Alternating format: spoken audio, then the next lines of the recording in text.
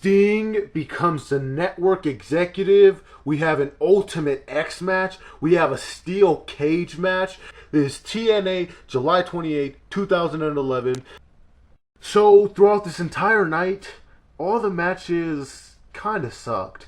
We had two Bound for Glory Series tournament matches. We had Raw Van Dam taking on Gunner. The match, nothing really to talk about there. It's good that they're actually pushing new talent, but at the same time, Gunner doesn't really have that look, that standout look that you would kind of remember, and he doesn't seem like the type of person that really would be a main event marketable guy.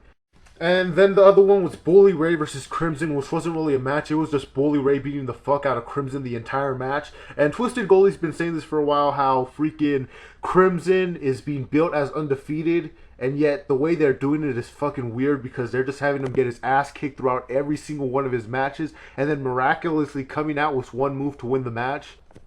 He's basically like John Cena is what he is.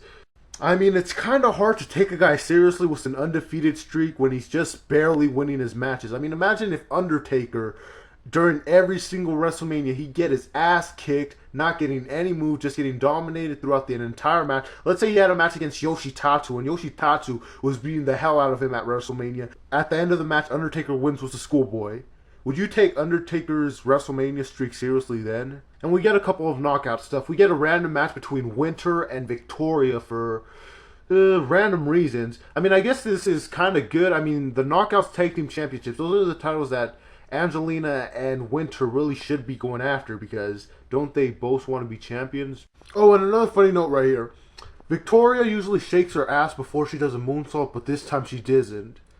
I'm guessing that's because Mickie James does it in WWE now and she doesn't want to copy her. Boring match, nothing really to talk about, but except the ending. Again, are you kidding me? A low blow. I mean, okay, I know it hurts to get kicked anywhere in your body, alright? I know that hurts. Is a low blow with female wrestlers even that illegal that they need to distract the referees? And that didn't even look like that devastating of a kick either, and Victoria sold it like if she got kicked in the balls. And then we get this promo. And it is hilarious how Tracy Brooke keeps on saying, "How dare you mess with poor Velvet?" And freaking Velvet gets on the mic talking about how she used to be a loser and nobody liked her and they threw trash at her and she used to cry before she got on the school bus every day, which is freaking hilarious. They like completely want us to forget that she was ever in the Beautiful People. I mean, I guess it makes sense, you know, she was picked on as a kid, therefore she would go on to be one of the biggest bullies, picking on everyone and trying to make their life hell because like some kind of an angel. So basically after she cuts this heartfelt promo, she just gets up and leaves and then her music plays and that's it. That's it? That's how we're ending it? Because Triple H was named the chairman of the board last week, TNA took it upon themselves to name Sting the network executive for tonight. Cage match. Now if you want to go back in history and try and find, you know, what was the worst Ultimate X match ever? What was the worst steel cage match in the entire 50-year history of steel cages?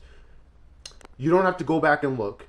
Watch tonight's episode and you will see those matches. Freaking Abyss taking on Brian Kendrick in the most boring, plain, uneventful Ultimate X match ever existed. And don't look back in history trying to find the worst Ultimate X match ever. Look at this match. So with the match between Mr. Kennedy and Kurt Angle, they did not utilize the cage at all during this match, really. And a little thing right here. Is there such thing as a rope break during a steel cage match? Like, if they get the rope, do they have to let go? Isn't it no disqualification? Like, what's the ref gonna do? Match. But basically, they did not use the steel cage. Oh yeah, typical Vince Russo booking here. 4chans outside. Interference from Immortal. Mexican America random interference. Brawl everywhere. Bully Ray swerving Mr. Kennedy for no reason. Over on the storyline side, we kick things off with Kurt Angle and freaking Hulk Hogan cutting a promo. I didn't pay attention to this, but I'm actually hoping Hulk Hogan actually does have a match against Sting. I'm really hoping he has a match and he breaks his back again. Like, I am seriously hoping that happens because that seems like the only way that TNA is ever going to learn is if something bad happens. I mean, look what happened with Jeff Hardy. They didn't learn until after he came up to work high and couldn't work the main event. Then I hope Hulk Hogan does have a match, and I hope he does seriously injure himself, because that is going to be freaking, hopefully the light bulb will go off at that point. We got a promo with Brian Kendrick, who, by the way, looks stoned out of his mind, like no joke. With Alex Shelley right behind him, Austin Aries comes in, and I wanted Jack Evans to win that X Division contract before. But now that I think about it, Austin Aries kind of is like the perfect guy to win it. I mean, he has wrestling ability, he has mic skills, and in a way, he kind of reminds me of CM Punk a little bit. And Alex Shelley, when he was talking on the mic, he kind of reminded me of Christian a little bit, like a wannabe Christian. I don't know why. It was just something about the way he was talking that made me think Christian. So yeah, overall, weird episode of Impact. Matches weren't all that good. Promos weren't all that good. Weird stuff going on. Just not a very good episode of Impact. But anyway, before I end this video, I just want to say it is my birthday tomorrow. So yeah, I'll be turning 8 years old tomorrow. So I'm going to take it to Twitter and see if I can get some birthday wishes from some people. I really like to get the Bellas and Velvet Sky. Yeah, I'm probably not going to have much luck, but it's worth a try anyway. I'll see. If everyone's birthday seems to be like in the summer, I wonder if that's a coincidence. I mean, my birthday's tomorrow.